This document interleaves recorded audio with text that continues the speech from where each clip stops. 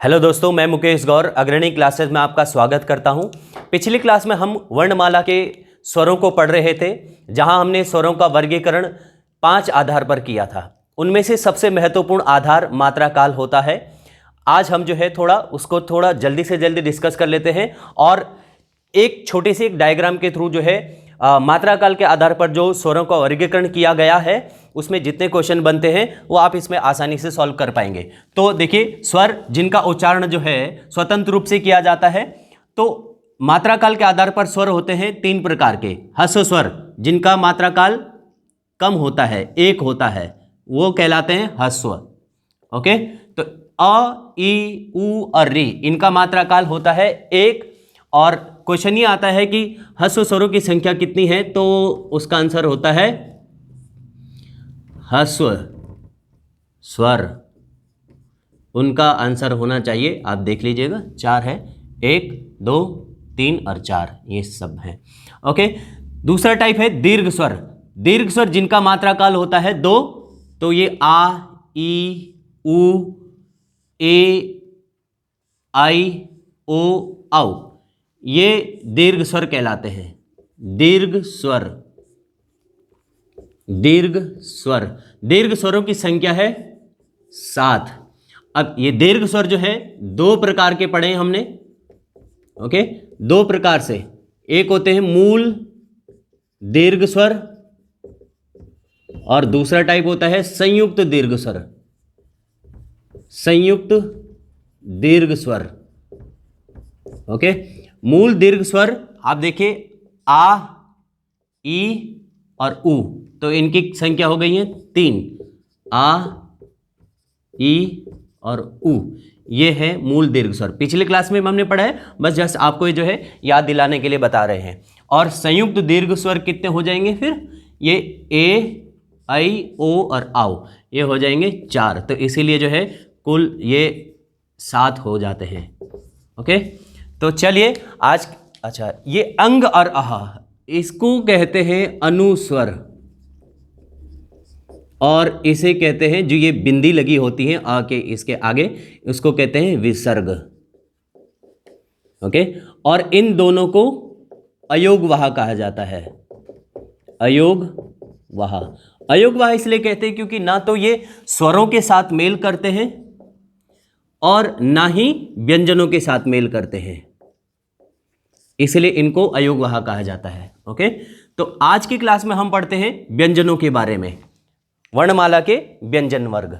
और ये हमने पिछली क्लास में स्वरों के बारे में हमने पिछली क्लास में पढ़ा था। तो आप ये, अगर आपने हमारा इससे पहले की क्लास नहीं देखी है तो आप हमारे YouTube चैनल में जा कर के पिछली क्लास को देख लीजिएगा या देख सकते हैं। ओके, तो हम ये व्यंजनों के बारे में पढ़ते हैं। देखिए, जिस तरह से हमने स्वरों का वर्गीकरण किया था उसी प्रकार से हम व्यंजनों का वर्गीकरण भी कर सकते हैं। तो व्यंजनों के वर्गीकरण का 2 आधार होते हैं। एक आधार है उच्चारण स्थान के आधार पर व्यंजनों का वर्गीकरण, दूसरा आधार है प्रयत्न के आधार पर व्यंजनों का वर्गीकरण। तो पहले हम यहाँ ये उच्चारण स्थान के आधार पर व्यंजनों का वर्गीकरण करते हैं।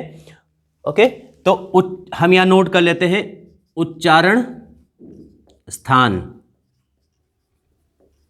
उच्चारण स्थान। तो इन व्यंजन वर्गों का हमारे स्वर तंत्र में जिस स्थान पर उच्चारण होगा वही उस व्यंजन वर्ग का उच्चारण स्थान कहलाएगा। और इन जैसे क वर्ग का जो उच्चारण स्थान होगा हम यहाँ वो लिखते चले जाएंगे। ओके, और हम पूरा जब ये कंप्लीट करेंगे तो एक हमारे लिए एक डायग्राम तैयार हो जाएगा, जिसकी सहायता से, जिसकी हेल्प से जो है हमें एग्जाम में क्वेश्चंस को सॉल्व करने में आसानी मिल जाएगी। ओके, तो आप ये नोट भी कर लीजिएगा साथ साथ में। और देखिए, क वर्ग के जितने ये व्यंजन हैं, ये आगे क, ख, ग, घ, ङ, इन सभी का उच्चारण स्थान होता है कंठ, इसीलिए इनको कंठ व्यंजन कहते हैं। च वर्ग के जितने ये व्यंजन होते हैं इनका उच्चारण स्थान होता है तालव्य, तालु, तो ये तालव्य होते हैं, च, छ, ज, झ, य। और ट वर्ग के जितने व्यंजन हैं इन व्यंजनों का उच्चारण स्थान है ऐसे, ये बार बार मैं लाइन नहीं खींचूंगा। तो ट वर्ग के जितने भी व्यंजन होते हैं इनका उच्चारण स्थान होता है मूर्धा, तो इनको मूर्धन्य भी कहते हैं, मूर्धन्य। और त वर्ग के जो व्यंजन है त, थ, द, ध, न, इनका उच्चारण स्थान होता है दंती यानी दंत। ओके, और प वर्ग के व्यंजनों का उच्चारण स्थान है ओष्ठ। ओके, ओष्ठ। यहीं तक इनके बारे में बात करते हैं पहले जो है कि ये उच्चारण स्थान। देखिए, क से म तक वाले व्यंजन अभी हमने पढ़े हैं। क से म तक वाले व्यंजन, क से म तक। ओके, इन व्यंजनों के बारे में अभी हमने डिस्कस किया है। देखिए, एक क्वेश्चन आता है कि स्पर्श व्यंजन किसे कहते हैं। क से म तक के जो व्यंजन हैं वो कहलाते हैं स्पर्श व्यंजन। ओके, और अब आगे का क्वेश्चन है कि स्पर्श व्यंजन किन्हें कहते हैं। देखिए, जिन व्यंजनों के उच्चारण करने में हमें अपने स्वर तंत्र में वायु को या श्वास वायु को स्टॉप करना पड़ता है, रोकना पड़ता है, वायु प्रवाह को रोकना पड़ता है, उन्हें हम स्पर्श व्यंजन कहते हैं। या हम ये भी कह सकते हैं कि जिन व्यंजनों के उच्चारण करने में जीभ या फिर ओंठ में से किसी एक का स्पर्श अवश्य होता हो, उसे हम स्पर्श व्यंजन कहते हैं। तो इसीलिए इनका जो है स्पर्श व्यंजन रखा हुआ है। जैसे उदाहरण के लिए हम देख सकते हैं, देखिए, जब हम त का उच्चारण करते हैं और द का उच्चारण करते हैं तो फिर हमारे किन दो स्वर तंत्रों का स्पर्श होता है, त और द। देखिएगा, त और द का उच्चारण करने में जो है हमें दांत और जीवा इसका स्पर्श करना होता है आपस में, और इस स्पर्श में जो है हमें श्वास को रोकना होता है, श्वास को रोकना पड़ता है, इसीलिए इनको स्पर्श व्यंजन कहते हैं। ओके, तो स्पर्श व्यंजनों की संख्या के बारे में एक सवाल आता है कि स्पर्श व्यंजन कितने हुए। तो ये बड़ी आसानी से इस डायग्राम में आप देख सकते हो, क से क ख ग घ अंग ये 5 हुए, और ये सभी सब के सब 5 के 5 है। तो स्पर्श व्यंजनों की संख्या हो गई है 25 हमारे सामने। ओके, चलिए, तो ये उच्चारण स्थान इनका है। नेक्स्ट बात करते हैं य र ल व। य र ल व का उच्चारण जब हम करते हैं तो इनके उच्चारण करने में श्वास वायु अंतःस्थ अंदर के लिए लेनी पड़ती है, इसलिए इनका उच्चारण स्थान या इनका नाम है अंतःस्थ, अंतःस्थ व्यंजन। य र ल व। तो अंतःस्थ व्यंजनों की संख्या है 4। ओके, नेक्स्ट है हमारे श, श और स और ह। ओके, इन व्यंजनों को संघर्षी या ऊष्म व्यंजन कहते हैं। संघर्षी या ऊष्म व्यंजन।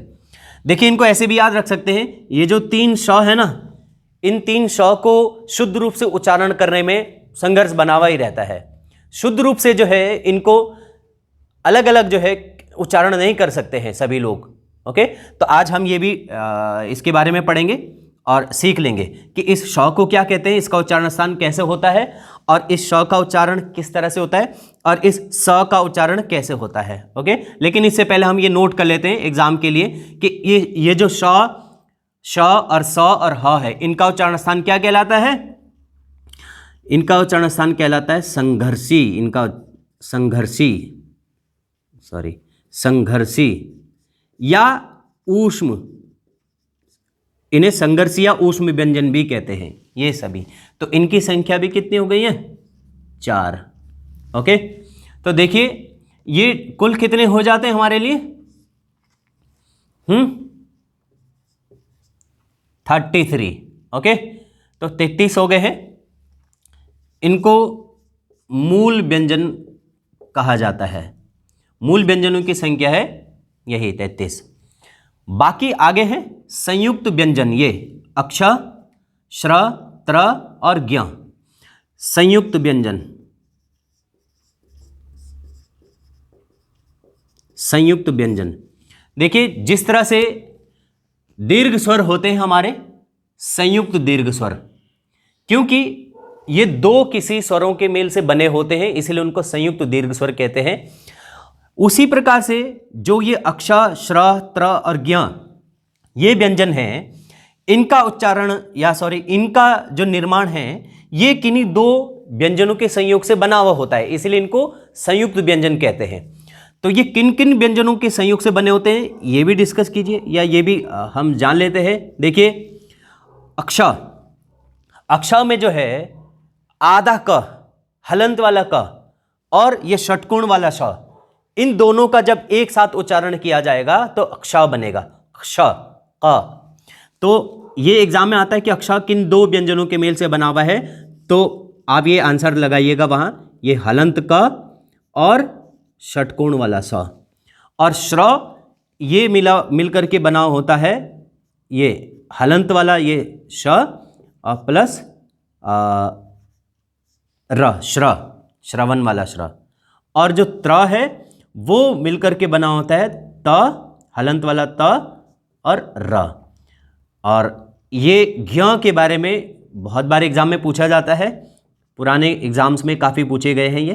तो ज्ञ जो है आप देखिएगा, ज्ञ के उच्चारण में आधा ज यानी हलंत वाला ज और य, अगर हम इन दो वर्णों को एक आधा यानी स्वर रहित ज और य इसको एक साथ उच्चारण करें तो ज्ञ बनता है, या फिर ज्ञ, आजकल इसको ज्ञ उच्चारण करते हैं। तो ज और य, तो ये हो गए इनके सभी आंसर जो हैं। ओके, तो जहां तक इनके बारे में क्वेश्चन आता है कि क से म तक स्पर्श व्यंजन 25, और फिर आए हैं य र ल व अंतस्थ व्यंजन जो है वो हो गए 4, और ऊष्म या संघर्षी व्यंजन हो गए हैं 4। तो ये मूल व्यंजनों की संख्या हो जाती है, यानी अंतस्थ व्यंजन, संघर्षी व्यंजन और स्पर्श व्यंजन, इन्हीं को ही मूल व्यंजन कहते हैं। तो ये भी क्वेश्चन एग्जाम में आता है, मूल व्यंजनों की संख्या। तो मूल व्यंजनों की संख्या हुई है 33। ओके, और जब कुल व्यंजनों को हम पढ़ेंगे तो कुल व्यंजनों में 4 तो ये और संयुक्त व्यंजन जुड़ जाएंगे। ये देखिएगा, ये जो हैं 4, तो अगर हम इसको भी प्लस कर देते हैं तो ओके, कुल व्यंजन और कुल व्यंजन देखिए ये दो हैं, इन दो के आधुनिक रूप भी हम देखते हैं। ड का आधुनिक रूप एक और दूसरा है ड़, और इसका एक दूसरा रूप है ढ़। तो इन दोनों को कहा जाता है द्विगुण व्यंजन, द्विगुण व्यंजन। ओके, इसको ऐसे भी याद रख सकते हैं, ड और ढ जो है ये दो गुण होते हैं इसमें जो है, एक तो इसके अपने ये रूप हो गए और दूसरे ये, तो इन्हें आधुनिक व्यंजन भी कहा जाता है या द्विगुण व्यंजन कहते हैं। ओके, तो हम ये देखते हैं, देखिए 33 तो हो गए हैं मूल व्यंजन। ओके, 4 + 4 संयुक्त व्यंजन और +2 मूल व्यंजन। ओके, तो कुल व्यंजनों की संख्या हो जाएगी कितना, 39। ओके, तो ये देखिए कंठ व्यंजन, तालव्य व्यंजन, मूर्धन्य, दंती, ओष्ठ, अंतःस्थ, ऊष्म या संघर्षी व्यंजन, संयुक्त व्यंजन, और ये संयुक्त व्यंजनों को जो है मेल इन से मिलकर के बना हुआ है। ठीक है, द्विगुण व्यंजन 2, ओके, मूल व्यंजन 33, कुल व्यंजन 39। ओके, एक ये भी एक क्वेश्चन आता है, जो ये आखिरी के हैं ना, इनको कहते हैं पंचम वर्ण या पंचमाक्षर, और इनका उपयोग या प्रयोग अनुस्वर के रूप में किया जाता है,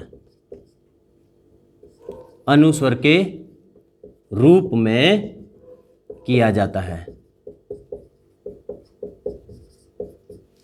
और अनुस्वर का रूप जब भी ये ऐसे बिंदी होगी तो ऐसे किया जाएगा। आप देखिए अनुस्वर कैसे, जैसे इसी में ही जो है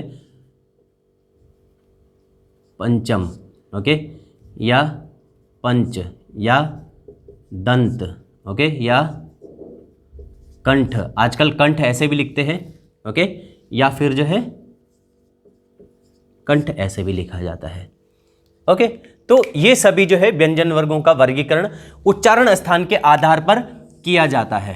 ओके, तो ये आप जो है साथ में नोट भी करते रहिएगा। ओके, साथ में नोट भी करते। ओके, देखिए इसके बाद जो है हमने ये पढ़े हैं कि उच्चारण स्थान के आधार पर व्यंजनों का वर्गीकरण। और ये देखिए, तो व्यंजनों के वर्गीकरण के दो आधार होते हैं। एक जो हमने अभी पढ़ा है उच्चारण स्थान के आधार पर व्यंजनों का वर्गीकरण, ओके। दूसरा हम आधार पढ़ेंगे प्रयत्न के आधार पर व्यंजनों का वर्गीकरण। जैसे कि हमने जो है देखिए उच्चारण स्थान के आधार पर व्यंजनों का वर्गीकरण जो हमने अभी अभी पढ़ा था, तो देखिए कंठ, तालव्य, मूर्धन्य,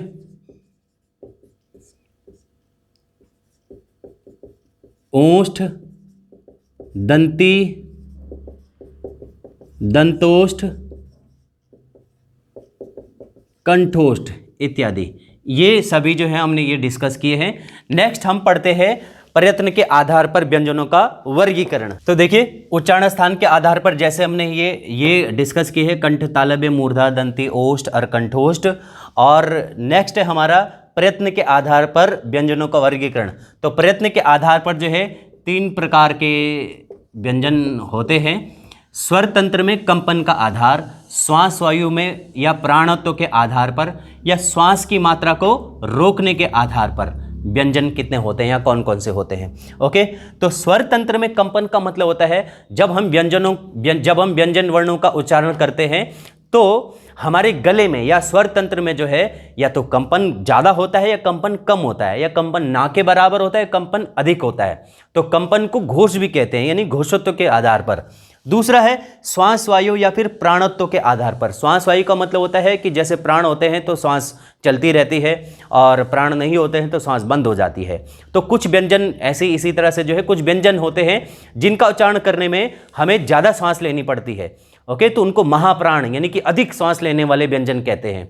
और जिन व्यंजनों के उच्चारण करने में हमें कम सांस लेने की आवश्यकता होती है, कम श्वास की आवश्यकता होती है, उन्हें हम अल्प प्राण व्यंजन कहते हैं, ओके। तो ये पहले डिस्कस करते हैं। ये देखिए कंपन के आधार पर जो है 2 प्रकार के व्यंजन होते हैं, 2 प्रकार, ओके। अघोष, घोष का मतलब है कंपन, ओके। और दूसरे होते हैं सघोष, सघोष, ओके। अघोष व्यंजन जिनके उच्चारण करने में कंपन न हो उन्हें कहते हैं। सघोष व्यंजन जिनके उच्चारण करने में कंपन होता है, सघोष व्यंजन में कंपन होता है, ओके। देखिए ये जो अभी एक हमने व्यंजन लिखे हुए हैं इनको हम अपने इस जो है डायग्राम के साथ यूज़ करेंगे और यहाँ से जो है इसकी हेल्प से हम यहाँ कुछ अपने को थोड़ा कुछ इंटरेस्टिंग बनाएंगे, ओके। तो जो सघोष अघोष व्यंजन है वो व्यंजन वर्ग के पहले और दूसरे वर्ण होते हैं, और जो सघोष व्यंजन है वो व्यंजन वर्ग के तीसरे, चौथे और पांचवें होते हैं। अभी तीसरे, चौथे, पांचवें, फर्स्ट, सेकंड, थर्ड, देखिए क, ख, ग, घ, अंग, ये 5 है ना, तो इसको हम पहला बोलते हैं, इसको दूसरा कहते हैं, इसको तीसरा, और ये चौथा, और ये पांचवा, ओके। इसी प्रकार से यहाँ तक जो है क से म तक हम इनको नंबर दे सकते हैं। तो जैसे अभी यहाँ अपनी लाइन का पहला होगा, ये दूसरा, ये दूसरा होगा, ये तीसरा होगा, ये चौथा, और ये इसी तरह से पांचवा होगा। ये सभी को हम ऐसे नंबर दे सकते हैं, ओके। तो हम बस सिर्फ ऊपर ही लिखते हैं ताकि कन्फ्यूजन ना हो जाए, और ऐसे में ये चलते ही रहेंगे, ओके। तो अब देखिएगा अघोष व्यंजन यानी कि फर्स्ट और सेकेंड वर्ग के जो है, फर्स्ट नंबर के और सेकंड नंबर के अपने वर्ग के, क और ख, क और ख जो है इन्हें अघोष व्यंजन कहा जाता है, ओके। इनके उच्चारण करने में जो है कोई कंपन नहीं होता है। ग, घ और अंग, इनके उच्चारण करने में हमें कंपन होता है, ओके। तो अघोष व्यंजन फर्स्ट और सेकंड, और सघोष व्यंजन जो थर्ड, फोर्थ और फिफ्थ वर्ग के व्यंजन होते हैं। इसी प्रकार से प्राणत्व के आधार पर यानी श्वास वायु के आधार पर व्यंजन 2 प्रकार के होते हैं। तो ये होते हैं अल्प प्राण और महाप्राण।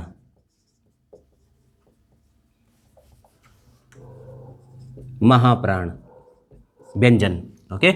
अल्प प्राण जिनके उच्चारण करने में कम समय लगता है, और महाप्राण जिनके उच्चारण करने में अधिक समय लगता है, ओके। तो अल्प प्राण होते हैं फर्स्ट, थर्ड और फिफ्थ, फर्स्ट, थर्ड और फिफ्थ। व्यंजन वर्ग के ये जो पहले, दूसरे और तीसरे हैं ये अल्प प्राण, ओके, अल्प प्राण और अल्प प्राण। देखिए फर्स्ट, थर्ड और फिफ्थ नंबर, तो हमने यहां लिखा है फर्स्ट, थर्ड और फिफ्थ नंबर। इनके उच्चारण करने में हमें कम श्वास की आवश्यकता होती है, और जबकि जो अब बचे कौन, सेकंड और फोर्थ, सेकंड और फोर्थ, ये देखिएगा सेकंड और फोर्थ, ये सभी सेकंड और फोर्थ, ये सभी इनके उच्चारण करने में अधिक श्वास मात्रा की आवश्यकता होती है, तो इन्हें कहते हैं महाप्राण व्यंजन। ओके, तो ये आपको ये अच्छे से समझ आ गया होगा। ओके, और अब हम अपने इस डायग्राम को पूरा करते हैं। तो अल्प प्राण और सेकंड वाला क्या है, महाप्राण, और ये अल्प प्राण लिखा हुआ और ये महाप्राण।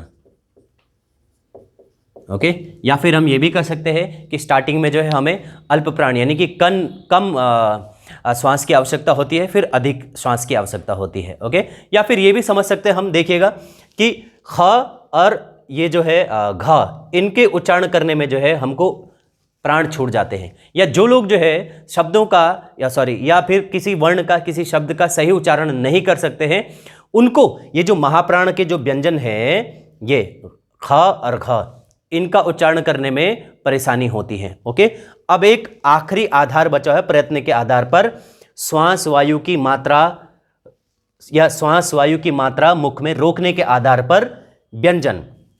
ओके, तो ये हम यहाँ लिख सकते हैं ऐसे। ओके, तो पहले हुए जो स्पर्श व्यंजन है, तो स्पर्श व्यंजन 25 है, तो वो भी जो है एक आधार बन गया है। ठीक है, स्पर्श संघर्षी, स्पर्श संघर्षी, स्पर्श संघर्षी व्यंजन च, छ, ज और झ, ये है च, छ, ज और झ।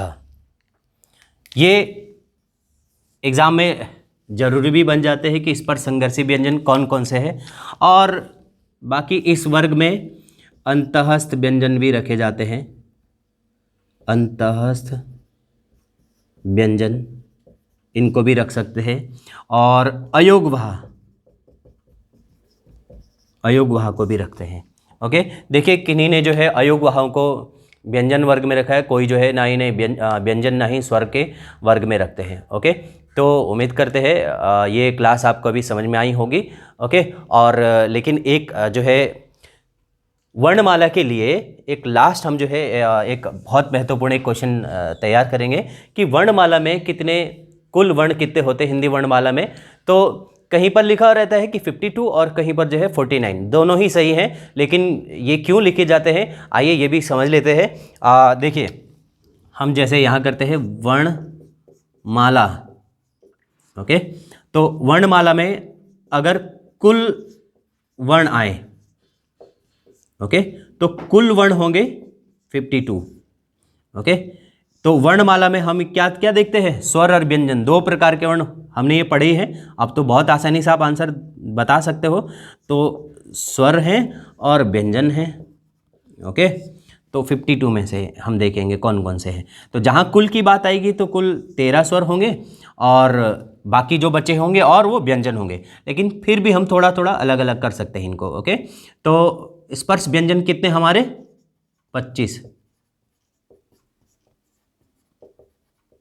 ओके, और 4 क्या हो गए हैं, सॉरी 4 क्या हो गए अंतःस्थ व्यंजन।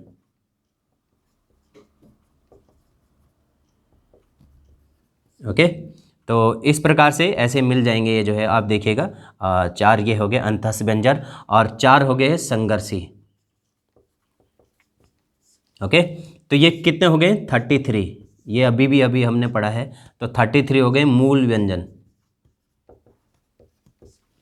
ठीक है, तो जहां तक कुल व्यंजनों की बात है, ओके, इसके साथ जो है ड़ और ढ ये कहते हैं द्विगुण व्यंजन, द्विगुण व्यंजन, तो ये 2 है इनकी संख्या। ओके, तो इसी प्रकार से जो है जो हमारे कुल व्यंजन होंगे 39। ठीक है, ओके।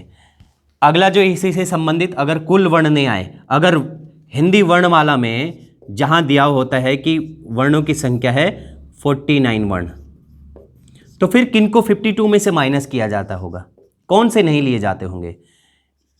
ड़ और ढ और श्रवण वाला श्र। ओके, इन तीनों को जो है माइनस कर दिया जाता है, तो इसीलिए ये वर्णों की संख्या बच जाएगी 49। ओके, तो उम्मीद करते हैं आपको जो है ये क्लास समझ में आ गई होगी। थैंक यू, धन्यवाद।